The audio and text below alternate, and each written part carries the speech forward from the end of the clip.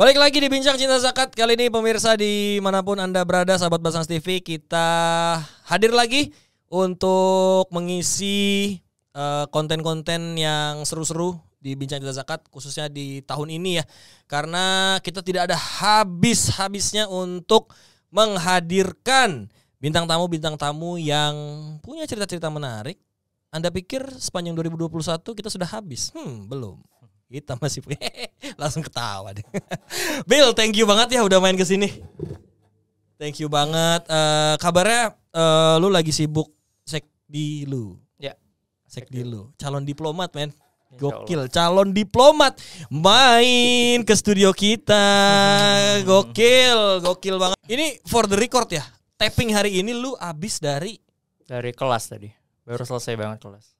Selesai banget. Ini kita Iya, tapping jam 7 kurang. Iya. Dari seharian itu apa gimana? Dari jam 8 pagi ya kurang lebih sampai tadi jam 5-an baru. Jadi abis kelas langsung ke sini. Tapi ini menarik sih, Bill. Lu kan calon diplomat ya. Lo mungkin teman-teman penasaran nih gimana ceritanya lo bisa sampai di titik ini sekarang. Plus gimana ceritanya lo tuh dapat beasiswa dari sini? Awalnya kalau diplomatnya ya. Jadi diplomat itu emang cita-cita impian dari SMA kelas 2. Dari SMA kelas 2. Jadi itu sekitar tahun 2015. Lu angkatan berapa? Ya kuliahnya 2016. Lulus 2020. tepat waktu. Alhamdulillah tepat waktu. Itu pertanyaan menjebak. Karena pasti yang di sana dihitung. Oke. Terus lanjut. Ya, jadi kebetulan SMA-nya IPA emang. Kemudian punya cita-cita jadi diplomat, artinya sedikit banyak harus masuk soshum ketika kuliah. Benar. Ya, jadi tapi perjalanan nggak semulus itu. Ada rintangan dari awal mau masuk kuliah itu. Jadi mindset kalau kita masih umuran SMA kan pasti kalau pengen masuk diplomat pasti pilihan pertama kuliah pasti jurusannya HI, hubungan internasional. Benar. Jadi waktu itu nggak daftar SIMAK, jurusannya hubungan internasional. SIMAK udah tahu ya kampus mana ya, udah nggak usah dijelasin. Takutnya pada ngiri pak. Biar termotivasi ya, biar termotivasi. Betul. Kemudian pilihan 2-nya hukum karena hukum banyak nerima untuk jadi calon diplomat juga waktu itu. Alhamdulillah nggak masuk pilihan pertama, agak kecewa. Tapi alhamdulillah diterimanya di pilihan kedua hukum. Jadi masih on the track untuk menuju calon diplomat. Kuliah masuk hukum UI. Kemudian ketika semester 4 kalau nggak salah sekitar tahun 2018 ada informasi beasiswa dari Basnas.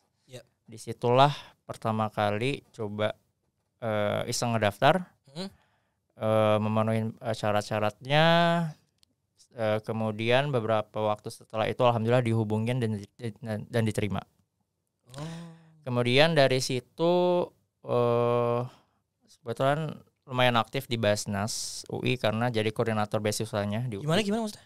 Jadi program beasiswa Cendekia Basnas itu kan ada di puluhan kampus di seluruh Indonesia. Ya, benar. Di setiap kampus itu ada koordinator-koordinatornya. Jadi dan lu koordinatornya? Iya, untuk UI. Gokil. Untuk UI. Oke, terus? Ya, jadi dari situ kebetulan juga waktu itu kepala lembaga beasiswa Basnasnya masih Ibu Nu yang juga alumnus hukum UI. Jadi kenal dan lumayan dekat, sering ketemu. Dari situlah punya jejaring juga di Basnas, termasuk ke pimpinan Bu Saida. Okay. Sampai sekarang masih ada utang. Apa tuh? Video sama Bu Saida. Video apaan? Video buat branding Basnas, jadi buat alumni beasiswanya. Sekarang belum kesampaian buat record. Bisa, kalau lu nanti udah ditempatin di negara. Waduh, masih lama. Tapi menarik tadi lu bilang sempat lu jadi koordinator ya. Nah, ini gimana perasaan lu jadi salah satu orang yang apply dan lu jadi koordinatornya? Men, UI itu ya nih buat sahabat Basnas ya, UI itu ada 12 fakultas. Iya, kurang lebih 12 fakultas plus vokasi. Dan itu banyak banget, Ben. Mahasiswanya banyak. Gimana lu bisa mengkoordinir itu? Dan tadi lu bilang semester berapa? Masuk semester 5. Itu lagi sibuk-sibuknya loh. Iya, lagi sibuk-sibuknya. Gimana? Kebetulan semester 5 itu emang sibuk-sibuknya karena nggak cuma kuliah dan jadi koordinator Basnas, waktu itu juga ngebagi waktu sempat ikut di ASEAN Para Games. Jadi 12. koordinator volunteer, di atasnya volunteer lagi. Ya. Nyita waktu banget, tapi bahkan ada yang harus dikorbankan. IP semester itu sempat turun banget, 5. Oke, menarik nih terus. Terus tapi nggak pernah menyesali itu karena kesempatan untuk jadi koordinator volunteer di ASEAN Para Games, kemudian sambil juga mengurusin teman-teman yang terima beasiswa Basnas di kampus, juga harus kuliah. Itu kesempatan langka sekali seumur hidup, terutama yang ASEAN Para Games. Jadi IP yang turun itu harus dibalas dan dibayar tuntas di semester 6, 7, 8. Kalau tidak dikejar, ya akibatnya nggak bisa lulus tepat waktu dan atau tidak juga bisa daftar CPNS sesuai target awal jadi diplomat karena ada requirements yang dibutuhin. Benar. Tapi ini terlalu jauh. Kita masih asik ngobrolin gimana lo dapat bisa menjadi awardee ya. Salah satu awardee dari Basnas. Terus juga lo jadi koordinator. IP lo sempet turun nih. Ya. Berarti kan ada beban moral tuh di situ tuh. Ya. Dan Bu Saidah tahu nggak? Belum. Sampai sekarang kayak.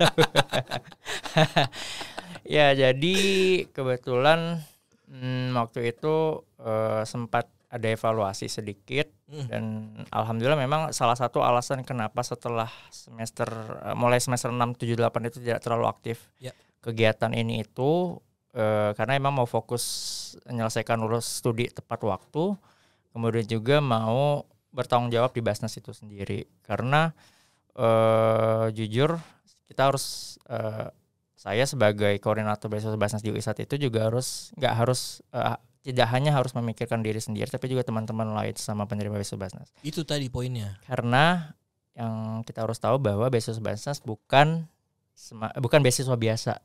Gimana tuh? Bisa dijelasin ya? Beasiswa biasa kan kalau misalnya dari kantor swasta atau apa, mungkin bagian dari CSR.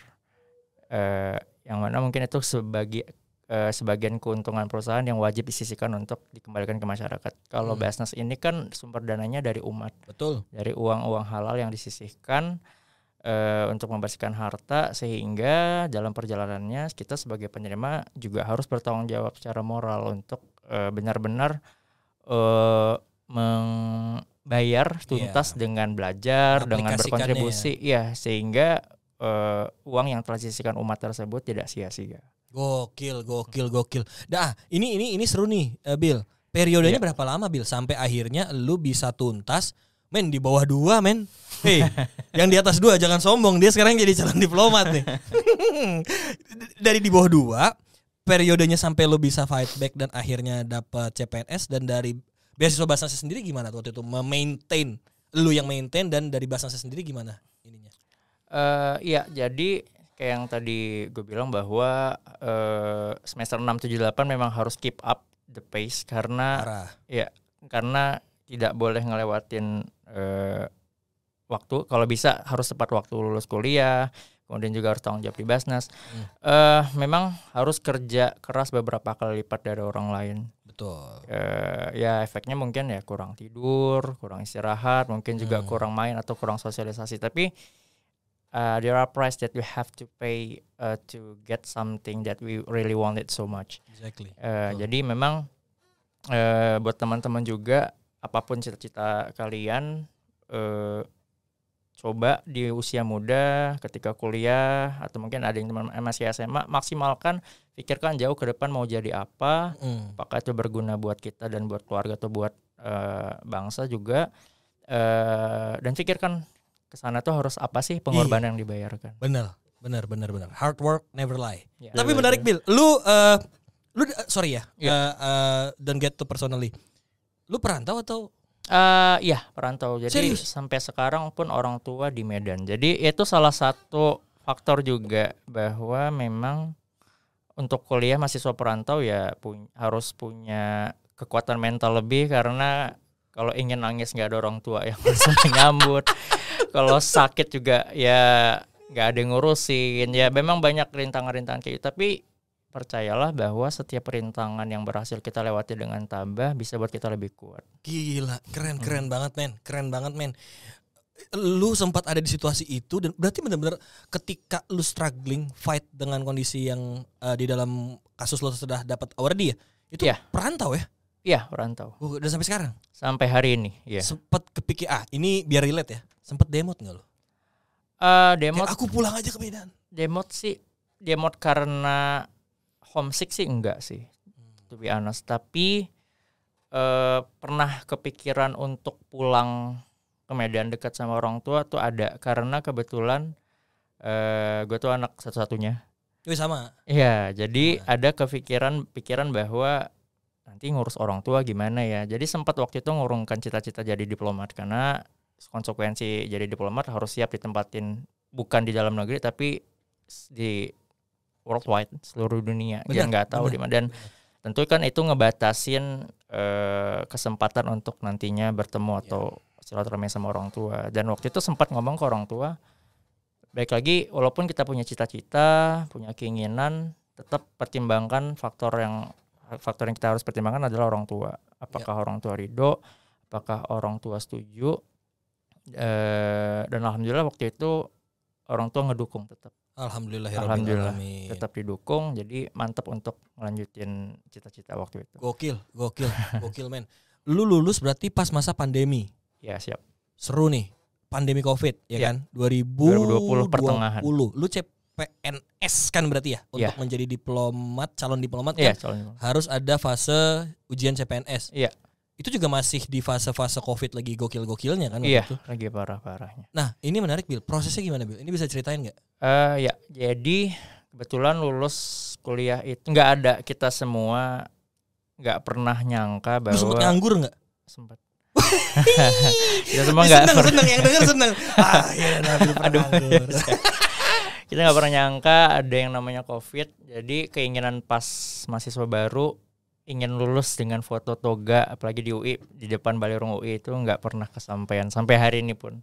Karena konsekuensi dari Covid adalah sidangnya online, terus kesempatan wisudanya juga harus online. Dan kebetulan gue nggak ngambil karena nggak mau, malas aja gitu wisuda depan Zoom. Jadi sampai sekarang nggak pernah punya foto pakai toga. Jadi kalau ditanya bukti foto pernah lulus kuliah, kayaknya nggak pernah lulus kuliah kalau kalau bukti fotonya, karena nggak ada emang. Lu nggak ikut wisudanya? Nggak sama sekali. Ya alhamdulillah UI boleh ngambil ijazah tanpa wisuda. Jadi betul. Jadi karena memang basically wisuda itu adalah rangkaian seremoni pelepasan aja kan.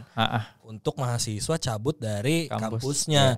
Tapi ini makin seru nih karena lu nggak wisuda, lu nggak wisuda dan lu ikut CPNS. Iya. Lu gimana cara kita nggak usah munafik ya, anak muda sekarang itu kan butuh stimulasi diri dari orang lain, afirmasi lah bahasa sekarang, Instagram dan lain sebagainya. Dan lu nekat ikut CPNS men. Gimana cara lu membentengi diri lu agar lu gue nggak minder dengan orang lain? Ya jadi tadi nyambung yang sebelumnya yang pernah nganggur. Lulus kuliah di zaman pandemi, nggak pernah disangka, kita nggak pernah punya plan B, bahwa mungkin orang punya plan B nggak langsung dapat kerja, tapi nggak pernah mikirkan bahwa nggak dapat kerja karena Covid. Karena saingan kita nggak cuma teman-teman yang baru lulus, tapi juga teman-teman yang baru saja dirumahkan dari pekerjaannya. Jadi harus ada ekstra kesabaran dan ketabahan saat itu. Tapi balik lagi nggak pernah punya pikiran untuk minder. Pernah punya pikiran kayak mulai merasa bosan, mulai merasa jenuh, mulai ngerasa ya Allah kok hidup ini berat banget, gak susah banget nih dapat kerja. Hampir mungkin sekitar 7 bulan, 8 bulan setelah sidang tuh belum kerja juga. Dan ada cerita menarik. Jadi waktu itu setelah lulus stay di Jakarta sampai beberapa bulan sambil coba nyari kerja dan gak dapat. Berapa lama? 7 bulan? Ya sekitar 7 bulan, dan sudah memutuskan kalau ini misalnya hari Selasa, memutuskan Jumat pulang aja deh ke Medan. Karena nggak bisa keep up dengan biaya hidup di sini, harus bayar kos, makan segala macam tanpa pemasukan sama sekali. Pas merencanakan 3 hari ke depan mau pulang, belum beli tiket, tiba-tiba H-2 ada yang ngubungin. Jadi pernah nge-apply kerja beberapa bulan sebelumnya itu sekitar 4 bulan sebelumnya ngubunginnya dari itu. Gue bisa ngebayangin perasaan lu gimana tuh. udah pengen pulang malah dapet kerja. Tapi alhamdulillah langsung ngubungin orang tua bilang ambil aja, lanjutlah waktu itu kerja. Itu kerjaan formal pertama di law firm. Oh berarti masih relatable ya? Iya, memang waktu itu nggak seperti teman-teman mahasiswa hukum pada umumnya yang pengen jadi jaksa, hakim atau lawyer. Waktu itu cuman buat sambilan, buat ya ngisi waktu, ngisi pengalaman. Karena emang dari awal itu cita-citanya diplomat, bukan lawyer, bukan yang lain. Respect. Ini menarik Bill. Tadi lo di awal bilang mungkin teman-teman juga ingat tadi orang mau masuk diplomat jurusannya harus HI. Iya. Lu ngambil hukum. Iya. Kerjaan pertama lu lawyer. Iya. Prosesnya gimana? Akhirnya lu bisa stick untuk tetap berani menjadi diplomat. Iya. Pertama calon diplomat, sorry. Calon diplomat. Pertama tetap gimana pun juga selalu lihat ke belakang apa aja sih yang udah kita perjuangkan selama ini untuk sampai ke suatu titik. Pernah beberapa kali ngerasa goyang, ngerasa apakah pantas nggak sih buat ngelanjutin impian yang dulu. Tapi alhamdulillah Allah selalu kasih jalan, keluarga selalu dukung, dan akhirnya dengan kesabaran dan ketabahan impian sekitar 7 tahun yang lalu ya tercapai. Iya, prosesnya gimana tuh Bill? Yang paling pingin ditunggu orang prosesnya. Biasanya kata-kata motivasi terakhir. Yang penting gue tahu dulu caranya nih. Persiapan sih, ya, persiapan. Jadi sejak jauh hari karena memang dari dulu banget pengen jadi diplomat, sekarang calon diplomat. Udah ngeliat dari jauh apa sih yang dibutuhin. Pertama jurusan kuliah itu sudah dipenuhi dari awal masuk, alhamdulillah. Kemudian ada syarat biasanya tuh IP minimum untuk syarat administrasi. Kemudian keahlian-keahlian lain seperti kalau diplomat tentunya kemampuan bahasa asing. Itu nomor 1. Iya, karena pasti, iya minimal banget bahasa Inggris, dan itu ada penilaian, ada TOEFL score yang harus dicapai saat itu. Kemudian juga kemampuan lain seperti pengetahuan mengenai diplomasi, tentang hubungan politik luar negeri Indonesia, wawasan kebangsaan yang kayak gitu-gitu harus dikuasain dari jauh hari. Jadi international relation. Yes, jadi apapun cita-cita kita harus lihat jauh ke depan apa aja sih dibutuhin. Jadi nggak tiba-tiba pas dibuka lowongan cita-cita kita itu kita baru sibuk nyiapin, udah telat. Pasti udah telat, nggak mungkin kekejar lagi gitu. Karena saat kayak sekarang misalnya punya impian apa, saat kita ngobrol sekarang mungkin teman-teman lain lagi kerja untuk ngejar impian yang sama. Betul. Jadi, itu yang membuat gua sampai sekarang punya stance bahwa buat orang memalas obatnya cuma belajar, nggak ada kata-kata motivasi. belajar. Dan 4 bidang tadi yang lo bilang ini tuh lu maintain terus tuh selama fase. Iya, memang balik lagi bahwa kita nggak harus selalu hebat dalam banyak hal. Yang paling lu unggulin apa, Bill? Ya kita nggak harus selalu hebat dalam banyak hal. Termasuk mungkin kalau di uji cobakan kemampuan hukum gue secara pribadi mungkin kayak pidana, perdata gitu jauh mungkin di bawah teman-teman yang lain. Tapi hal yang selalu dikejar dari dulu adalah pengetahuan umum, kemudian pengetahuan tentang hubungan luar negeri Indonesia. Karena itu hal faktor utama yang dibutuhin di impian gue waktu itu. Jadi teman-teman kalau punya cita-cita harus tahu apa skill utama yang dibutuhin. Yang lain tuh pelengkap. Jadi don't waste your time to run all of the resources that you later don't need it.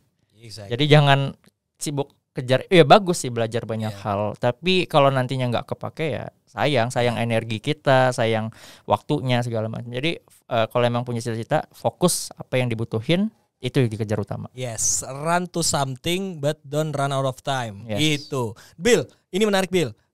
Berapa lama sih fase yang lo butuhin sampai lo kan sekarang calon nih, calon diplomat sampai nanti jadi diplomat dan kira-kira kiat-kiatnya yang lo pertaruhkan, yang lo fight sekarang apa?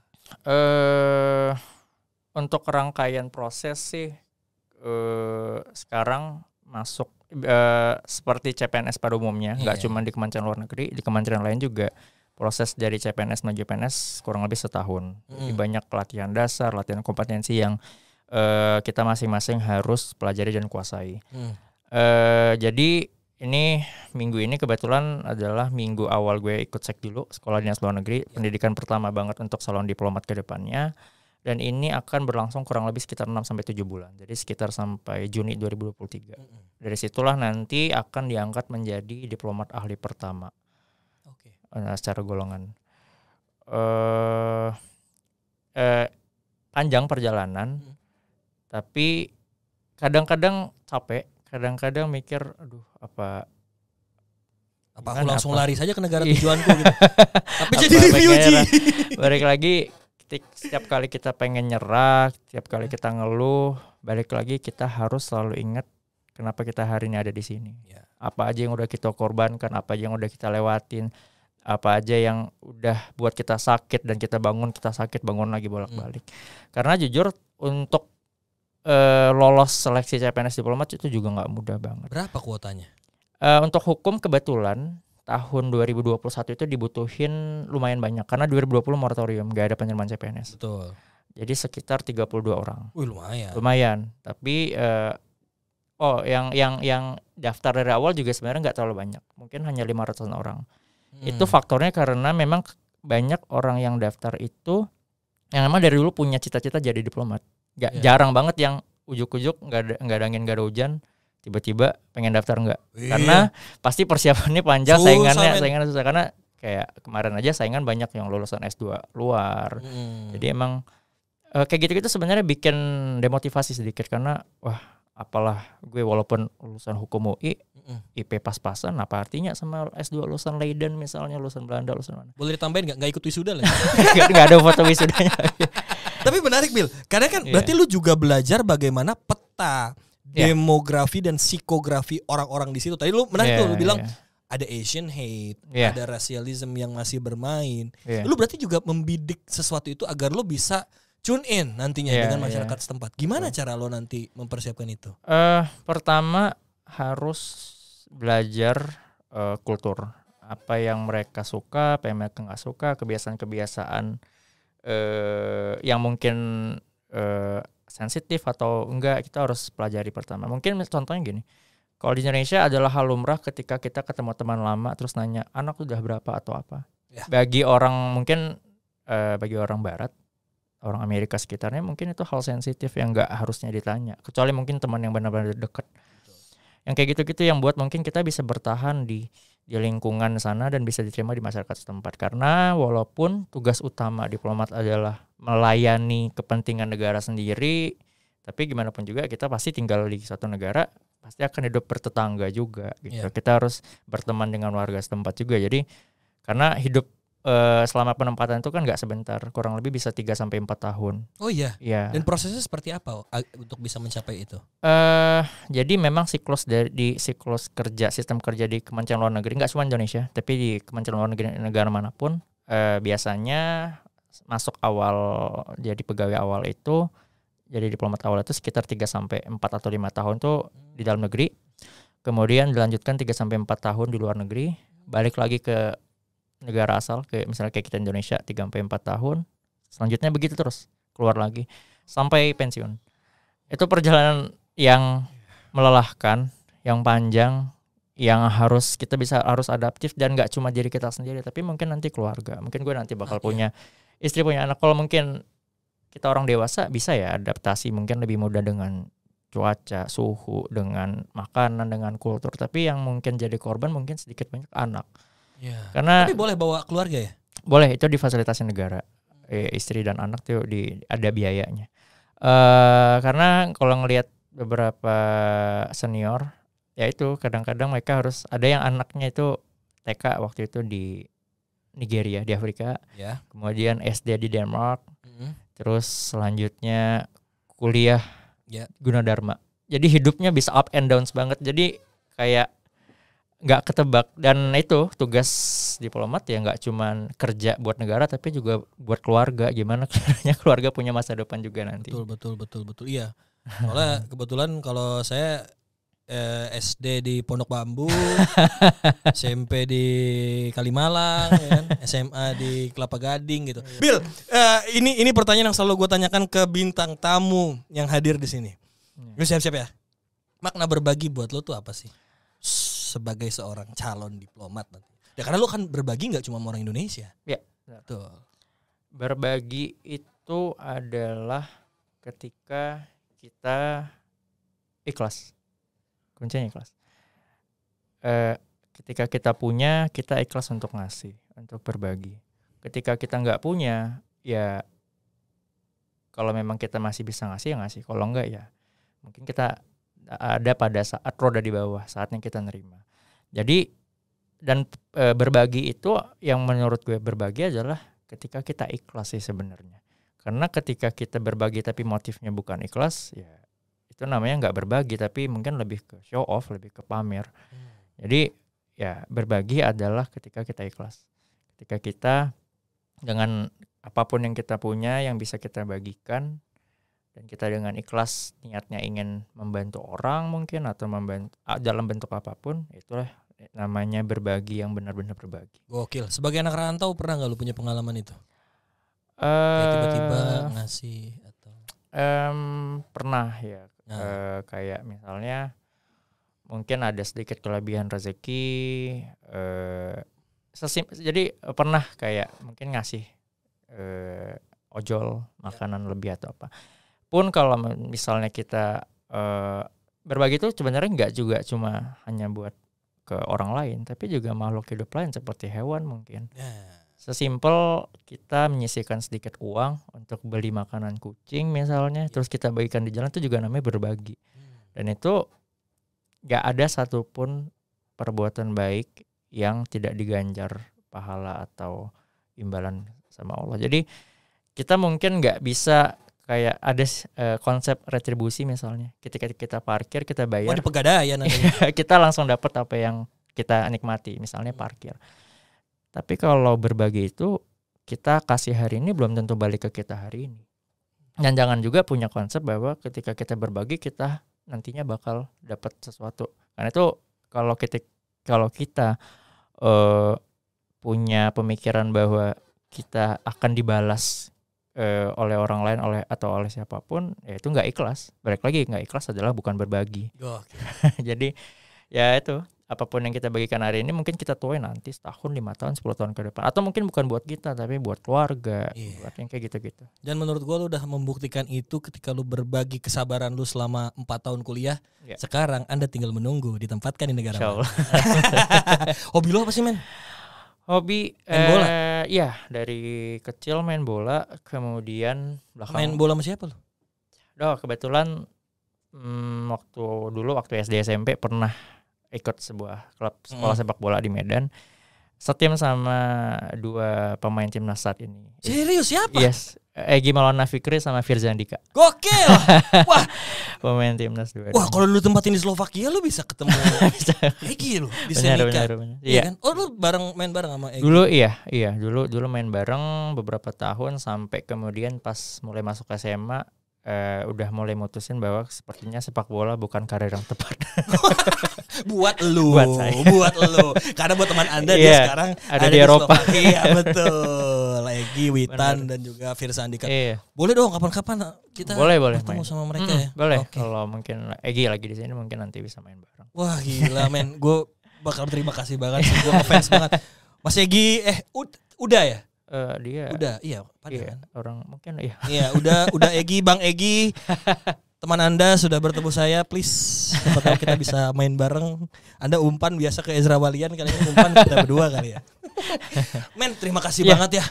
Udah datang ke Basnas. Sehat terus, sukses. Insyaallah. Gua pingin kita podcastan lagi tapi lu udah ada di Kanada. Insyaallah, amin. Di Ottawa. Di mana tempatnya kalau di Kanada? Ottawa. Kanada itu kita punya Vancouver. 3 perwakilan di KBRI Ottawa, di KJRI Vancouver, sama di Quebec kalau nggak salah. Bukan di Montreal ya? Oh iya, benar Montreal. Wah, tahu. Iya. Bisa nih ikut diplomat. Siapa tahu kan dibuka. Amin, Montreal. Iya, Montreal, Vancouver, sama KBRI Ottawa. Betul, karena itu 3 kota besar di. Iya, 3 kota besar. Lu nggak pengen ke Afrika Selatan? Afrika Selatan juga kotanya 4 loh. Iya, Afrika Selatan nggak apa-apa sih, siap juga sih. Siap juga ya. Ya harus siap. Yoi, waka-waka. Men, thank you banget ya. Siap. Sehat terus. Siap. Good luck untuk masa depannya. Nah, demikian sahabat Basnas episode kali ini. Gokil, seru banget. Kita ngobrol-ngobrol sama calon diplomat yang akan menjadi representasi nantinya bukan hanya untuk budaya, untuk bahasa, untuk agama, untuk culture, tapi juga untuk membawa Indonesia pastinya. Dan lu akan menjadi orang yang menyuarakan dan juga membantu diplomasi dari negara kita di negara manapun nanti ya yang lo tempatin. Thank you banget Nabil. Oke, see you sahabat Basnas di episode Bincang Cinta Zakat selanjutnya. Assalamualaikum warahmatullahi wabarakatuh. Yo.